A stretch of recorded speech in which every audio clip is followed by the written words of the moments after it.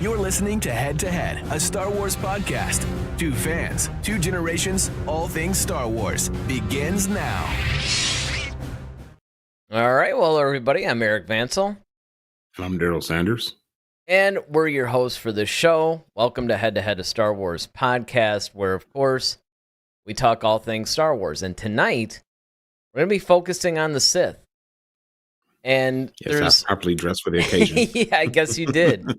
And you know what? I mean, it probably is about time that Lucasfilm start focusing on the Sith on their projects too. Now, I know, of course, the Acolyte, and that's going to be probably where our discussion is mostly rooted tonight. Mm-hmm. But yeah, when you ran across that one article that was talking about that, and it is true. I mean, outside from a few Legends projects or whatever, like some books and maybe a few comics, and they have this whole thing that I had remembered about, you know, the Sith being a race, and then a couple of Dark Jedi conquered them, and then more or less like intermingled with them, and then pretty much took on the moniker of the Sith, and then of course Bane came along, made up the rule of two. So there's pretty much kind of a loose, non-canonical version of the Sith history, but this is the time that they should really start to focus on it, because again, you know, the Jedi, I don't want to say it's been done to death, because there's a lot more, but there is definitely an imbalance. I mean, you want to talk about balance of the Force, there really hasn't been much of a balance between, you know, covering the Jedi and their history and origin. And, you know, look, they're coming up on this whole Dawn of the Jedi thing, and I don't know if the Sith are going to be included in that or not, but yeah, and so that's what this is basically about, is maybe the Acolyte can finally give us a little bit, maybe it's a flashback scene or whatever, about the origins of the Sith. Yeah, I mean, you know, Star Wars, you know, there's two, we always talk about this, that there's like two sides to Star Wars, right? There's the war versus the lore. Mm-hmm. And, you know, a lot of part of it, the war has always been about the Galactic Empire versus the Rebellion, or in the sequel trilogy, it's the Resistance versus the First Order. But, you know, there were other wars. You know, of course, we had the Clone Wars, which was the Republic versus the Separatists. But now we can even go further back, and we can actually talk about the different wars that we've seen, you know, especially when it comes to the lore of the Jedi versus the Sith. You know, there's as you aforementioned, Eric, there's a lot of content that has been talked about, at least on the Jedi front. You know, we know more about their ideologies, their philosophies, why they are the way they are for the most part. We're starting to get more stuff with the High Republic. We're seeing the differences between, you know, the High Republic era versus the original trilogy / prequel era of the Jedi. But now with Dawn of the Jedi, which is the working title so far, right?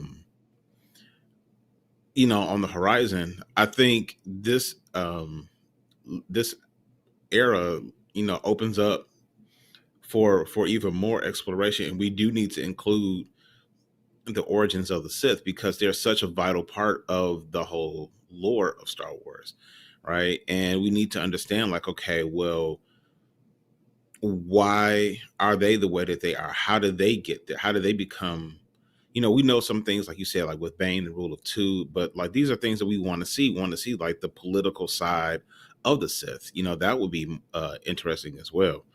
So it's kind of like, you know, we often talk about Cobra Kai, you know, and for the most part, when we watch, for those of you who are fans of the Cobra Kai series, you know, you probably, much like Eric and I, you've enjoyed learning more so about Johnny's journey, because we spent so much time with Daniel in the first Karate Kid, the second one, and even the third. You know, so it's like, okay, we've seen the growth and the maturation of Daniel LaRusso as becoming this, you know, martial artist, and, you know, him adopting a lot of the Miyagi-Do philosophies and things like that. And we still get that in Cobra Kai.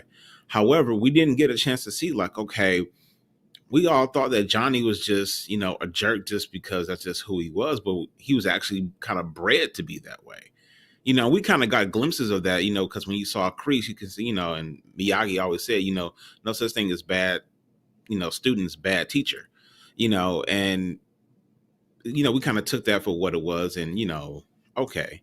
But now we're starting to see, and I'm not trying to spend the whole time speaking about Cobra Kai, but you got a chance to see what happened with Johnny, and all the things that played into him being who he was, and or back then as a kid, and then now even what he feels like martial arts should be. And that's the way we kind of need to see the Sith in a way. I think the Sith probably have a lot of different philosophies and ideals that may have started off one way, like, you know what, that's not actually too bad. And then somehow along the way, throughout the thousands of years, things got convoluted and, tainted. And now we have the Sith as we know them, as, Vader and Palpatine and things like that. So I really do think it's time for us to really start to explore the Sith. And I hope the Acolyte will begin that process for us. Well, I mean, Ted Adam Green comes in and he says, "Oh my, it's Darth Darrell." But yeah, right. I mean, look, with the exploration of the Sith, it's basically like this. Now, the Sith were never really a one-dimensional character, but from what we've seen, they are sort of one-sided because, like you said, we have concentrated mostly on the Jedi and a lot of the nuances of each of the Jedi and how they think and how they differ from one another, even though they're united under one general philosophy and even a certain set of rules. You basically have a lot of differences. So there's nuances with the Jedi. Mm-hmm. Now, you see that to a degree with the Sith, right? Because Dooku is different from Maul, Yeah. It was, of course, different from Vader, and so on and so on. And, even Kylo, although he wasn't really a Sith per se, right. Certainly he's a stand-in. I mean, unless you're really a hardcore fan, most people are just going to assume he is. He wears black, has a red lightsaber. I mean, that's a helmet. And yeah, exactly. Trying to finish what Vader started. Of Darth Vader start. Yeah, exactly. Then he starts to serve the Emperor. I mean, for all intents and purposes, he sort of was. And honestly, that's when you go to Cobra Kai, that's what Cobra Kai did for Cobra Kai. And that now Star Wars needs to do for the Sith. Because what happens was, in the Karate Kid films, you basically have the Cobra Kai dojo in both the first one and the third one. They sort of took a break with it in the second one, but right. In Karate Kids 1 and 3, they're just sort of seen as the villain. And you get a little bit of a glimpse into what they believe and their philosophy and everything, but not necessarily the why. They just serve to be the quote-unquote bad guys of the movie. A foil, an antagonist, for our protagonist, our hero, to overcome, and of course learn a bunch of lessons. So the focus was on Daniel. Well, Cobra Kai turns it around and says, well, you know what? Let's see what's going on in the people who are in Cobra Kai's lives.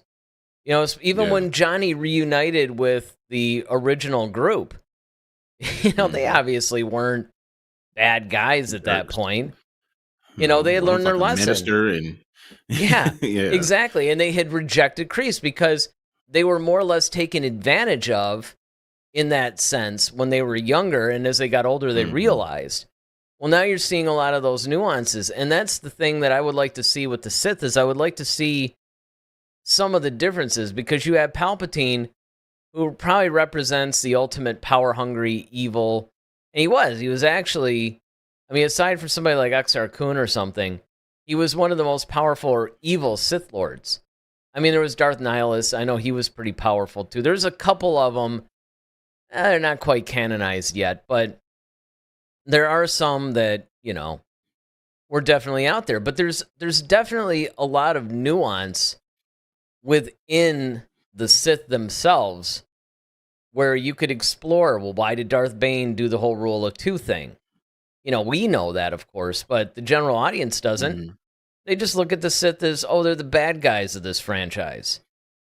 Right. And that's what we need to see. We need to explore, well, why are they the way they are? And what was their origin and where did they come from? Now, the High Republic does technically take place, like it's a couple hundred years or whatever before the Phantom Menace. And the Acolyte is actually going to be taking place like right at the tail end of this. So they could do a number of things. And there's a couple of things that we can put up for us to discuss. And of course, anybody that's watching us live can talk about this too. But they need to start delving into some of the Sith philosophies, training, all that stuff in the Acolyte, just based on the characters they have in there.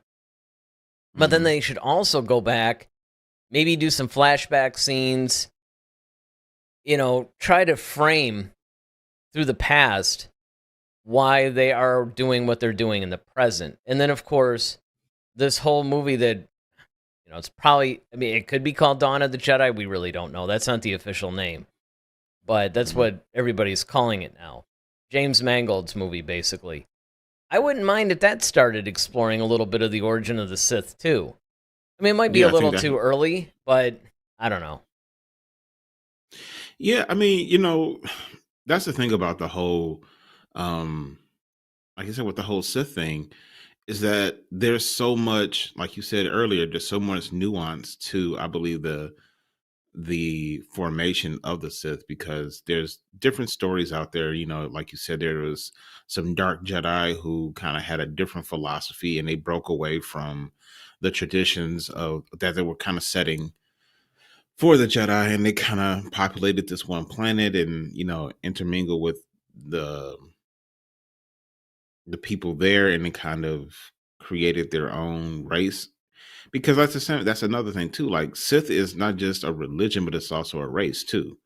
So there's two different, Well, that's it. It was basically the Sith race that were kind of like these reddish figures with like tentacle type beards or whatever. I remember this. That was one of the big revelations to all of us when we were reading the comics and some of the expanded universe stuff.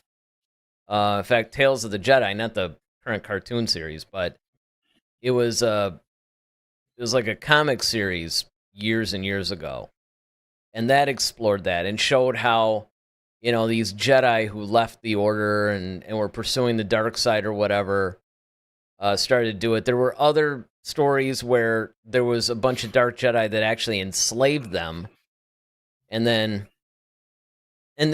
look, there are things like there was a reference to somebody. I can't remember the name. It wouldn't be a show if I couldn't remember the name of something. But there was a character that they did name drop in The Rise of Skywalker. I don't think it was a movie, though. I think it was a book. Yeah, that's true. And I still haven't read that book yet, but I know the article did mention that. But one of my things is, though, and that's what I'm saying, like dealing with the Sith, is that, okay, like let's just take the Dark Jedi, for example, right? So we're just leaving the Sith as a race that were kind of like conquered, so shall we say, by the Dark Jedi. Okay, well, now, even being a Dark Jedi, it's like, okay, why is that necessarily considered wrong? In the sense of, obviously, like, of course, if you go too dark, of course, you start to become evil. Sure, we know that. Right. But I'm saying, like, and I use the example we saw in Ahsoka, the live action series, when Anakin, Ahsoka's talking to Anakin, and he was able to embrace Vader and Anakin at the same time. And it was like you saw how powerful he was because he was able to embrace both sides. And that's why even I had the conversation about, like, was Yoda more powerful than Mace? Because on one hand, it's like Mace was able to utilize both sides. And that's what made him very special, was the fact that he was able to channel the dark side with control and use it, to accomplish certain missions without going too far to the point where he starts to slip into darkness completely. Well, but that's it, though. It comes down to the way that it's been presented, and that's why Yoda, that's why Luke, that's why these guys have achieved levels of mastery that Mace could never achieve. It's because they're taking the light side. The light side is pure. The light side Hmm. is the path to ultimate power, but it just takes a long time.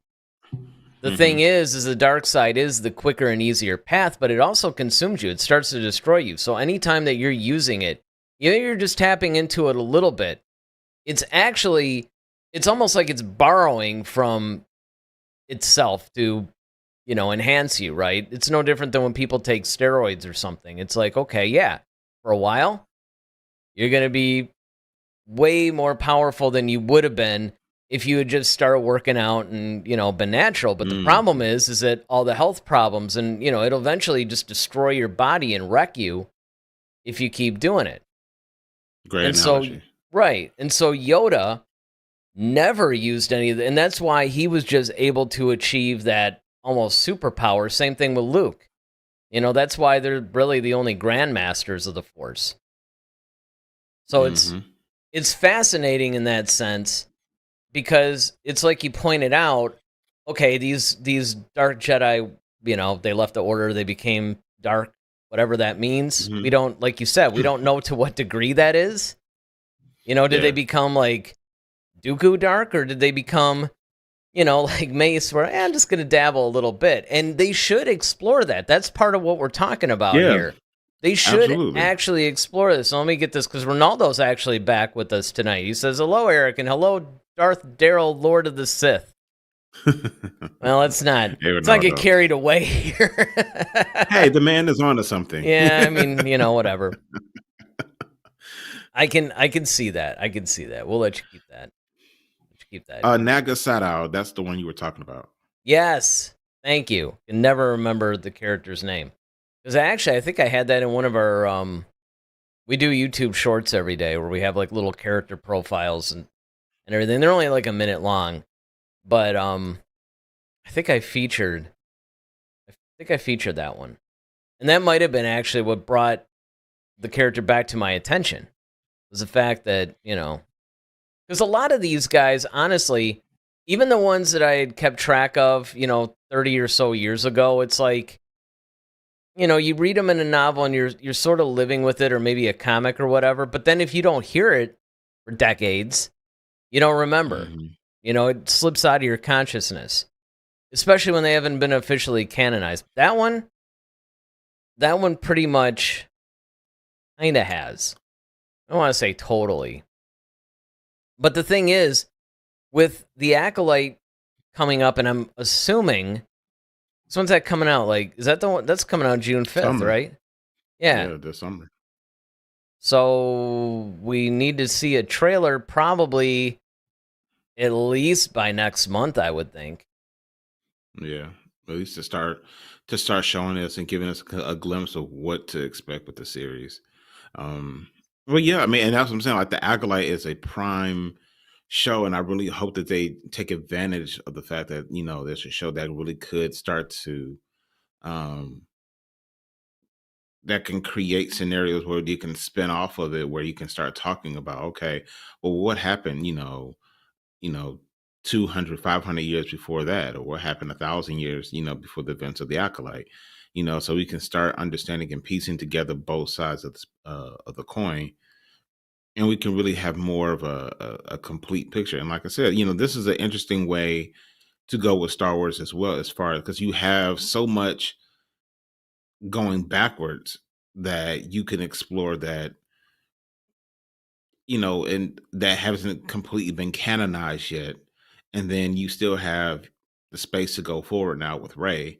Um, because we got to find out, like, was Palpatine always the Palpatine that we know? Was he always this sinister guy? Because, you know, he's not, he may, I don't know, if he's, because I think he's from Naboo. He is, I yeah. mean, I know he was a Yeah. senator, but I don't know if he was like born and raised No, in he Naboo. was So it's like, actually from Naboo, from what I remember, yeah. okay, yeah. So it's like, okay, so how, what I mean, like, so what is Sith? How did he even,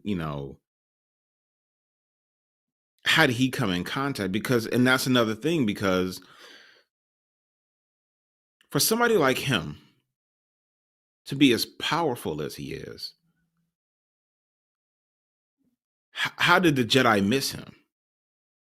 Well, we actually brought that up not too long ago, I remember. I forgot what show we were doing, like Yeah, what the topic was, but that was a but big yeah, one, right? Like, you're out there looking for Force-sensitive kids or whatever.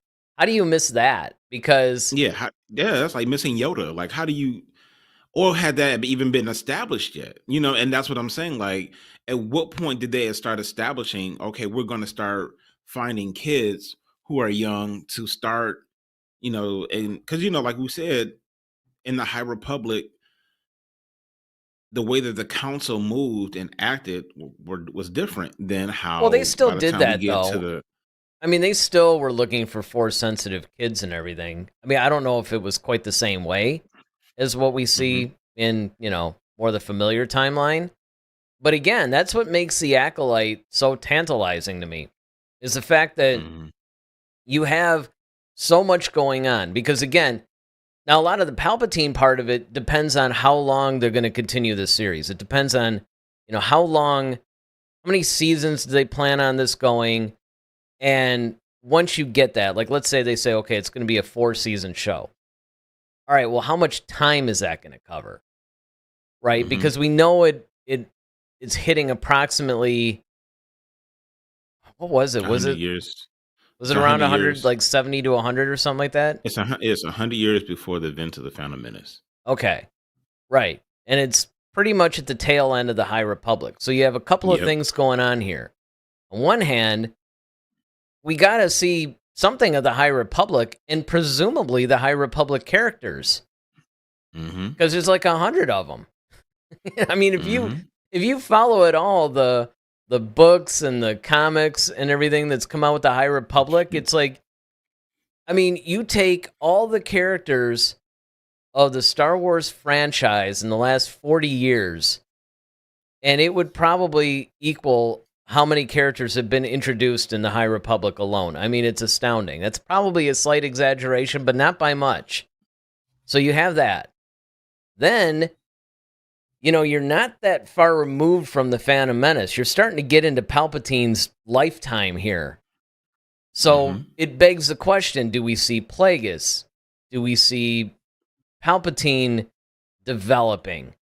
Because if it's going to Right. be Sith-centric, but then again, and I don't know how Because long. Well, you got to think about it. By the time we get to Phantom Menace, Palpatine is already probably like 50 something. right. Not only is So he, well, yeah. I mean, so he was, yeah. I mean, yeah, he's got to be like at least in his 50s by the time when he's just a senator on Naboo. well, so the thing is, So is that his birth is like the halfway point between when the Acolyte and the Phantom Menace take place, exactly, and roughly. that's what I'm talking. Yeah, and that's what I'm saying. Like, But that's what I'm are saying, they though. gonna It depends on how are they gonna long, cover? right? Right, they plan on going. Right, right. No, I get you But I mean, at totally. least you would at least think that, because I mean, Plagueis has to be around by this point. Sure, But here's the sure. other problem, though. And this is the thing that confuses me a little bit. They also have described this show as kind of like this whole archaeological type of thing, to where it's sort of like an Indiana Jones-ish type of a thing, which, see, to Hmm. me, that would have been more appropriate if you were doing a series Dr. on Afra, Dr. Aphra, which I right? would totally be on board. Welcome. You give me, I think that would actually make a really good Disney Plus series. I mean, sure, you could do a movie or you can maybe introduce her in something, but a Dr. Aphra series would be very appropriate, because you can continue that on for a while. Or they could go the movie route and just make a bunch of basically the Star Wars version of Indiana Jones and just pump out a bunch of those. But It's either made by the way, same guy, so it's not like you were stealing. well, yeah, exactly. I mean, it's their character, right? But I mean, the thing is, though, Dr. Aphra is, to me, more uh like, I think that's a more appropriate description of something that would feature that character.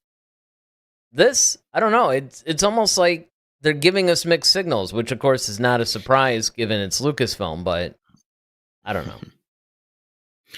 Well, yeah, I mean, so if they're doing the archaeological thing, I mean, I could see how they could weave things into it because, especially when you're talking about relics, you're talking about the past, the Sith, things of And that they're nature. always So, looking for stuff too. You know, they're always looking Yeah, for like weird. holocrons and all that type Well, of things or like yeah, that. or just So some weird, I'm looking to see how I can, continue. Because remember, Plagueis is the one that really started the obsession about creating life and extending, Palpatine just beyond killed death. him and, said, you know what, I'm going to figure this out. Yeah. 'Cause And that was, much like Duke. to me, that was the most hilarious part of Revenge of the Sith, He's like, Oh, okay, yeah. I'm going to be Darth Vader now. And, so now we could say Padme, right? It's like, well, the thing is, this whole, like, bringing people back or protecting them, I mean, that's something we got to figure out. But we're going to figure this out together. We're a team. Yeah. Right away, that should have been a red flag. Like, wait a second, man. You said, though. Like, I haven't really figured the thing out Well, yet. if you notice, Palpatine, he's like, it said that he could even prevent people from, like, it said that it could happen. Like, Yeah. I didn't say I had the, but that's the part of the seduction, though, right? Well, sure. I mean, he was just trying to get him in the game. Right. It's just the, the manipulation of, or choosing his words wisely to, like, I didn't. But I just think that was funny because if you could almost have missed that, when he was just kind of like, well, that's something that we're just going to have to work on together. But, you and me, man, we're going to do this. I just thought that was. You're powerful. I'm powerful. What can go wrong, right? And that's the thing, that's why. And you also have to look at the scene where when Vader is like on the table and they, have him all strapped down, and he's risen up, and he looks at Palpatine, and he was just like, "Well, where's Padme?" He's like, "Well, seems in your anger, you killed her." It's funny because that was like the one time. Well, it's not even that, but it was almost like he was tiptoeing around it too. Like, oh well, Not only that, but it was kind of like he was kind of poking fun at Anakin. Like, see, you're trying to save this chick, and you end up being the one that killed her. It's like, how ironic. Like, and that's what Palpatine, and he knew that would just tick Anakin off in a way. And he knew that would just make him more powerful. And so he was like, well, cool. We don't have to waste time necessarily on saving your chick, and we can just worry about saving me now because she's gone. So now that I have you as my slave, essentially, we can just focus on keeping me alive. So, I think that whole thing was just hilarious. No, it is. And I mean, and this is a perfect example because it's like you said, I don't think you got to wonder how early Palpatine was totally evil. Right? Because obviously by the time he, was an adult, he's probably one of the most evil, just like no redeeming qualities whatsoever characters. And you got to wonder. If I ever would have tried to redeem Palpatine, I would probably not watch Star Wars ever again. That would be the one that will make me do it. Like, not ever watch Star Wars. Because if you just tell me, okay, yeah, we're going to redeem Palpatine, why are we even here? You know what I mean? Like, this is stupid. The only way that I could have been, and to me, it wouldn't have been a full redemption. Like it's almost like if they had to form an alliance with him to defeat a more powerful enemy, and to watch him working with, the good guys, for lack of a better term, even though he's still him and he's still gonna like screw him over if he gets a chance. But see, that I could, even though that's not really a full redemption, though, that's just really more like circumstances are forcing you to work together. But yeah, I would. Okay, that would be fun to watch them actually try to team up against someone that's a bigger threat than them. That would be fun. But to actually, that's what I'm saying. But to actually have Palpatine be redeemed, though, no, that just I can't. That's almost like saying, we're going to turn Freddy Krueger back into, a loving father now. Like, no, that would just, It would do a disservice to the storyline, but I do have to admit, it would be kind of fascinating from a viewer perspective. I don't even see how you could. I mean, the only Well, you way. can't. I mean, that's the thing. He is irredeemable. You know, that's the Yeah, whole because if you think point. of because it just dawned on me, right? Dawn of the So Jedi. think about, I know, right? I don't Had to think I do did it. let this. I don't think I didn't think about that, but okay. So let's take Rise of Skywalker. So Kylo Ren, of course, he's always been wrestling with the dark side. I mean, going back to the light side. So he gets stabbed. Rey, heals him, but in healing him, she's imbues him with a bunch of light side energy, which eventually pushes him back over the edge to make him good again, right? That and a combination of Leia reaching out to him. I think it was sort of a 1-2 punch. I'm not as critical of that as a lot of people. I mean, that's one of the few things, actually. I'm like, all right. I think it happened a Okay. little too quick, though. I will say that. Yeah. I would have liked to True. have seen, some time. Kind of like, what were we just talking about? Oh, the Bad Batch thing with Crosshair. Yeah. Crosshair's redemption or return has been, it's well paced. Let's put it like that.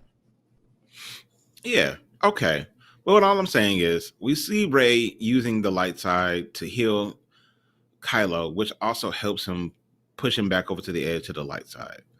Now, later on, when Kylo shows up, he's now Ben Solo, so he's completely on the light side now. He's fighting. When Palpatine realizes that they're a dyad in the Force, it's like their positive energy heals him physically, but it does nothing for him. Well, there's a reason. I would for say that. emotionally, I guess. No, and I get that, but here's the reason why. It's because when Rey did it, she was infusing Ben, right, or Kylo, depending on how you look at things. When Palpatine did it, he was taking. They weren't giving; he was taking. He was sucking the energy out because he realized the effect that it had. It wasn't being given; it was being taken, and in the Force, that's kind of a big deal. Point well made. But even still, though, I mean, it's like, okay, now, so I guess are we saying that now if Rey and Ben decided to give a bunch of light side energy to Palpatine could have been redeemed? Well, I don't. First of all, I think that you would have to. I think you would have to go back maybe because at that point, I don't even. He's sort of like a corpse at this point. I don't know. I mean, granted, I guess he's still conscious. It just, I don't know. That Rise of Skywalker version of Palpatine was just really strange to me. That was an puppet. Yeah. He looked like a Halloween ornament. Like he was just He kind of did. this Right. put on the door. Right. In fact, if you made a Christmas ornament of him, you're right there. I mean, you don't even really have to do much. But I mean, if you just take the point though, I don't think so, and here's why. Because Palpatine is, super powerful, and his corruptness and his evil nature matches his power, right? Because that's where he's getting his power. So the fact that the dark side makes you stronger, because again, that's why he's so obsessed with prolonging his life, because he's so powerful and just so full of the dark side that it's destroying him at an even more rapid rate, than it would like a Dooku or a Vader or Maul or any of those guys. So it's sort of like he has to concentrate more because he's just so evil and corrupt that it's destroying him faster. So you would actually have to have probably somebody that equaled that strength to do that, like a Yoda, or maybe more like a Luke. But that's what I'm saying. But those two together, though, that was cool about it, is because because think about it, you have Palpatine, he has his own genetics in Rey, and then you also have the grandson, no, the great grandson of the Force. Great grandson of the Force. Yeah, the great grandson of the Force. So now you have these two entities pouring into you. I mean, Well, What more could you really get? I mean, look, that doesn't do it. It's possible, but I don't know if they were really necessarily willing to take that risk. I mean, that's actually a good that's sort of a good topic of discussion for another show, actually. That's what we do, man. We come up. Well, I mean, and think about it, dude. If we really that's how we started the show. This is how we well, that's argue true. all the Yeah, time. this is exactly. In fact, I would say that this show, more than a lot of our shows, is a lot more. It's less like us hosting a show for an audience and really more like our natural conversations. But if we really wanted to get clicks, we just call it like Palpatine's Redemption. Yeah, right. Well, and that's what I'm gonna do. I mean, it's a done deal. And that's what we're going to end up doing. It's some show somewhere in the future, I don't know, maybe even next Monday, we'll actually do that. We'll talk about could Palpatine actually have been redeemed, and if so, how? That's kind of a cool topic, actually. But I don't know. I mean, it's true, if it was given and everything like that, that's possible. But I think they'd given where he was at the time, especially, and then the other thing too is like, what, I don't know, that might have had some weird adverse effects. But it also goes back to the Plagueis thing too. Because something that just popped in my head about this whole thing is, we're talking about Palpatine. He's done some successful cloning experiments. Obviously, he had some failures, but he has, he's got it more or less down. And of course, the reviews that we're doing with the Bad Batch, now we're learning more about Tantus. We're learning about the whole necromancer thing that he's got going. Project. Right. So I think that relates somehow, and it's gonna. I mean, I think part of what they're doing too is they're trying to give us more information. It's like, now that this Palpatine thing has happened in the Rise of Skywalker, it's like, okay, now we got to steer canon a little bit so we arrive at that destination. And so I think that's what they're laying the groundwork for. And of course, look, that actually does match up, in part anyway, with the expanded universe. So here's the thing. We know how far he's gotten. It would be interesting to see Plagueis coming up with this stuff. And to see how far he's gotten. But again, I think a lot of that is going to be determined by how many seasons the Acolyte goes and what time period is covered within those seasons. Yeah, I mean, I think the Acolyte does have, like I said, it has the space to answer a lot of questions and to create a lot of possibilities for the dark side of the Force, for Star Wars as a whole. And I just hope, once again, it delivers. It delivers us something that's really good. Like I said, ever since they announced the show, I've really been excited because, like I've always said, that they don't really cover the dark side a whole lot. Not at all. And even though it's like a big part of the franchise, too. That's what I'm saying. It's a huge part. It's a huge part. But you know what? I think that part of the reason for that is they want to keep it somewhat of a mystery.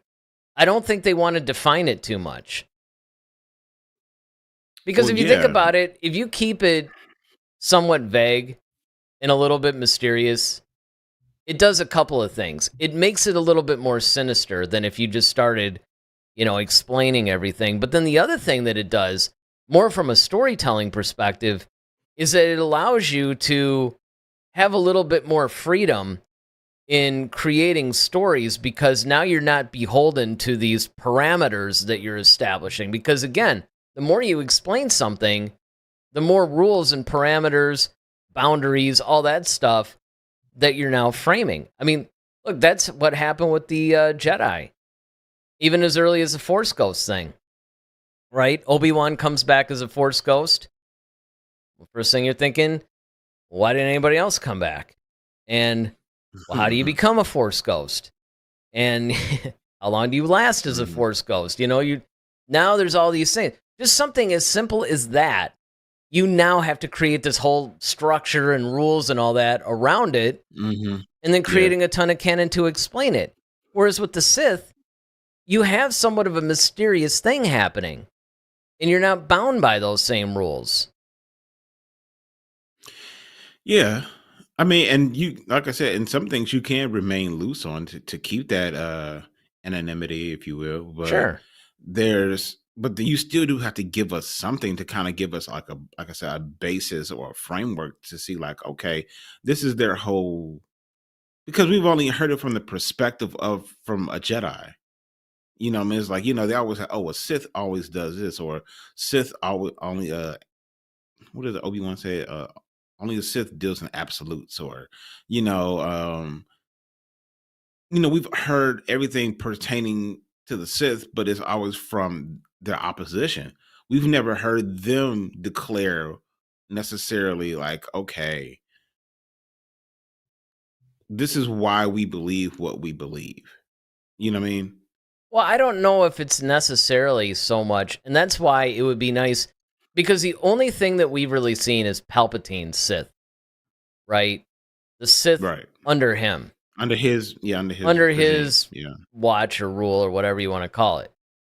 Because if you think about it, the way that he operates and everything, it more or less corroborates what all the Jedi say.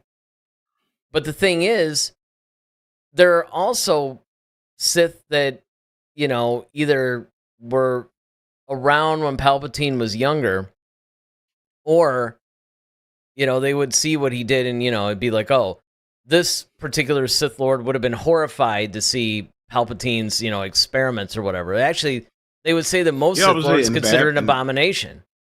Yeah, in the Bad Batch. Yeah, that's what Right. you said. Yep. So you do have obviously some degree of different philosophy even within the Sith, right? So I mean, and you see that in the Jedi, and that's, I think what you're saying is like, look, now let's see some of those differences. Let's see, you don't have Right. to explain every little thing, but maybe just give us something.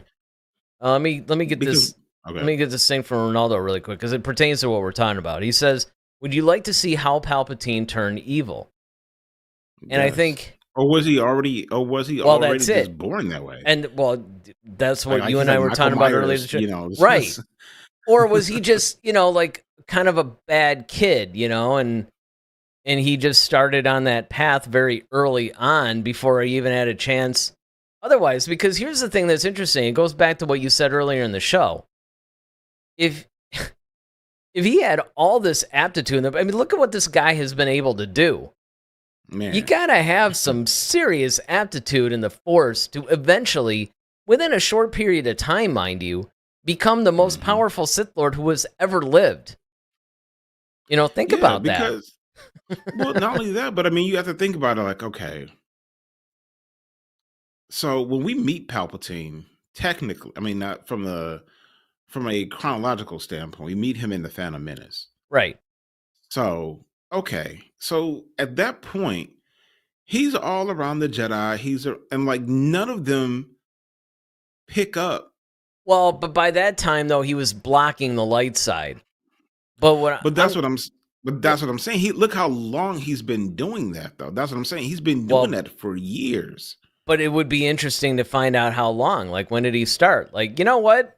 What's today? Tuesday? Yeah, Friday. I'm going to start blocking the light side because now I'm going to enact my plan. See, this is why I think it's so important. He has this grand master plan for how he's going to assume control of the entire galaxy. Okay, when did that happen? When did he, did he wake up one day and was like, really be great if I ran things. I got to think about this. Because we talked about this with the whole strategy of Palpatine and, that one show that we did a few years ago, where we basically were talking about his strategy, and his mind was actually his greatest power, even more so than the lightning and all that other stuff. Because how do you hatch this plan? What leads to hatching this plan? I mean, it would really be nice, since that's something that's pretty much a huge chunk of the entire franchise.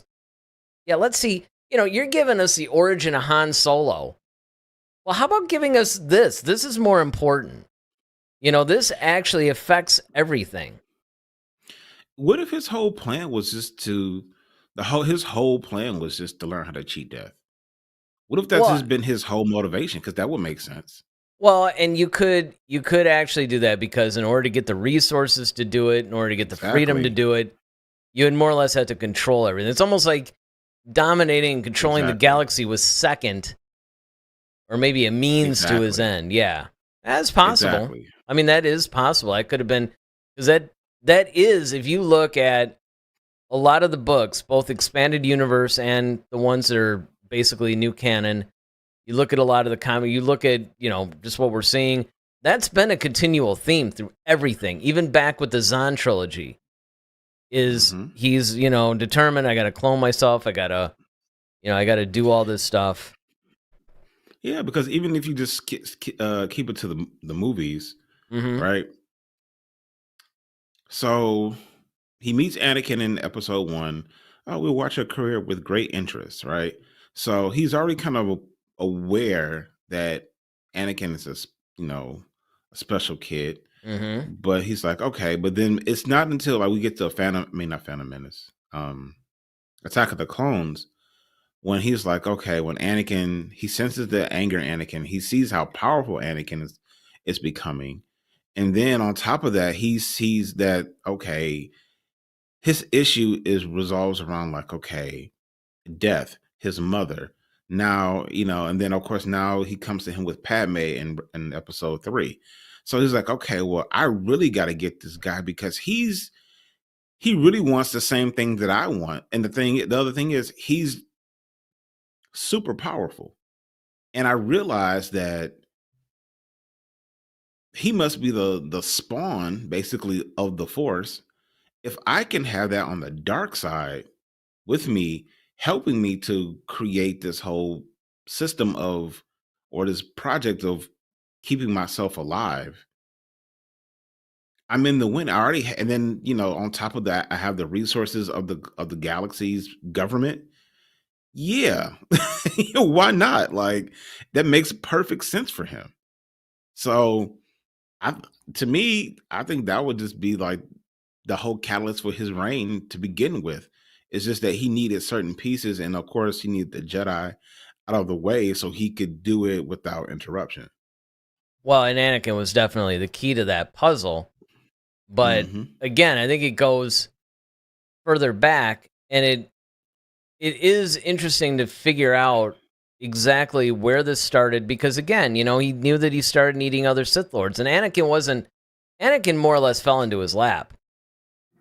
Hmm. Maul was his guy before, and then of course, he got chopped up, and then Dooku, and then as he was grooming Anakin, which of course before the Acolyte, and we still don't know in totality what we're going to see in the Acolyte, but the closest that we see from any exchange of, hey, I'm going to train you, here's what the Sith philosophy was, it's basically in Revenge of the Sith. It's basically when Palpatine's becoming a little bit more open about his teaching and what he's, he's not, Hmm. he's pretending less and less.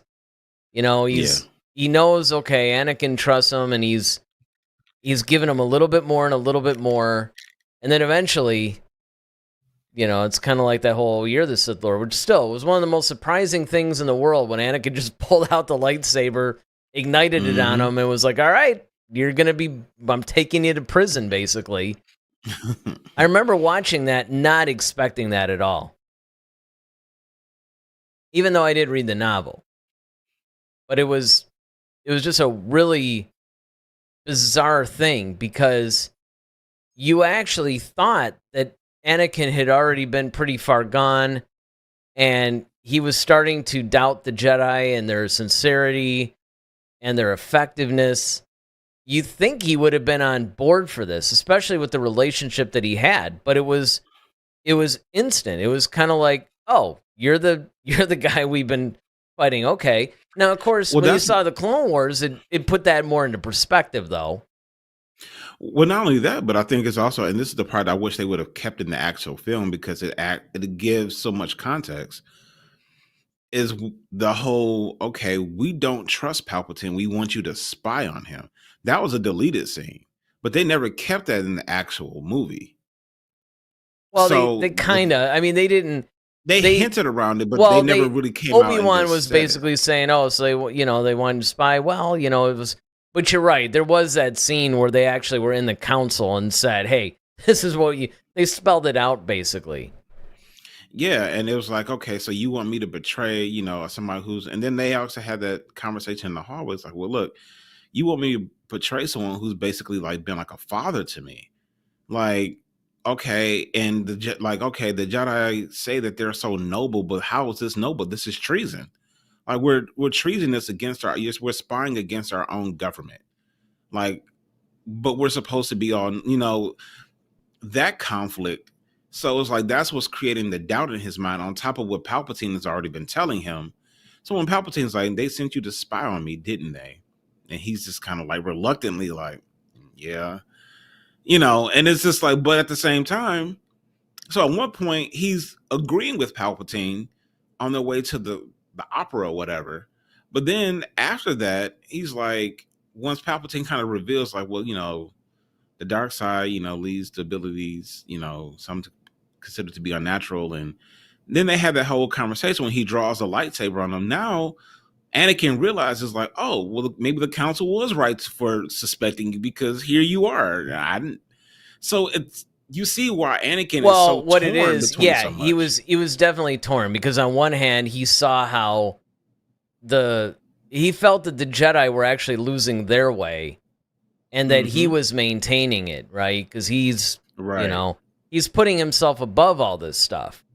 So yeah, from that standpoint, that's absolutely true. Because, it wasn't like he was leaving the Jedi. He felt the Jedi were leaving themselves in a lot of ways. Which, of course, was Palpatine's master plan. That's why he created the whole war. Because he knew it would cause that. Yep. But again, there's just so much. I mean, especially when you watch the Tales of the Jedi animated series where he's meeting with Dooku and, you get a little bit more of that. And it's just like, man, I mean, his plan, I mean, it was so detailed, but it also had to be flexible because obviously going over all these years, you can't control everything that's happening. So you have to be able to pivot. Acceptable losses. Sure. Yeah, well, there's acceptable losses. It's not even just losses, just like certain things that you thought would happen don't happen. Well, now what are you going to do? Especially if you're counting on it. So there's a lot there, I think. I mean, I think that there's a lot that you can really explore with the Acolyte. And again, I'm not saying that they should cram the Acolyte full of exposition and just trying to explain every little thing. But I think that it can open the door. Though. Exactly. Yeah. It should be the setup. It should be something that maybe kind of like how The Mandalorian is the flagship and then things spin off of that if you want to get in a little bit deeper. That's how the Acolyte should be. Ronaldo chats in. He says he basically wanted the Jedi Messiah as his Acolyte. Well, yeah. And in that's why I don't think it's going to be a Palpatine-centric show, obviously. In fact, if they're smart, they wouldn't get to Palpatine. Well, they can anyway, just because of when Season 1 technically takes place. But, Season 3 or 4 could. In fact, if I was them, what I would do is, let's just say Season 4 or Season 5. Or 3, whatever the last season's going to be. That's the season that I would tackle the Palpatine origin story arc. Because then you can do this whole cliffhanger thing, and you can use that to spawn everything else. Because you also have to shift far enough ahead in time to catch him. Because again, we're around, I don't know, 20 to 50 years. Or 30 to 50 years. Before he's even born. 20 to 50. If it takes place between 70 and 100 years before the Phantom Menace, and let's just say Palpatine's 50 in the Phantom Menace, then he was born maybe 20 years, 20, 30, 40 years, something like that after Season 1. And we don't even know how much time is going to pass within each season either. Right. So, I mean, there's just a lot of unanswered questions so far. We don't know because we don't even have a trailer. I mean, this was I mean, it's kind of fun to speculate about this stuff, but usually we try to wait until we get at least a little bit more before we base an entire show on something. But this was actually a really good discussion because it wasn't really about the Acolyte. It was more like, okay, we need to see the origin of the Sith, and the Acolyte could play a role in that. Definitely. And that's what should happen. But of course, it's not us, it's you guys. Do you guys think that the Acolyte should be where the origin of the Sith is introduced?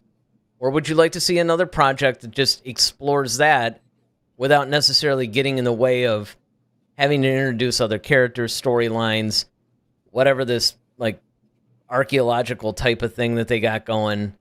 I don't know. There's all kinds of questions that we can ask. Now, maybe I'll put another poll up too. It's been a little bit since I did, so maybe I'll put one up. A Sith-centric poll. That's what I'll do. And then, of course, in the meantime, this Friday, fingers crossed, we should be live. We should be live at 11.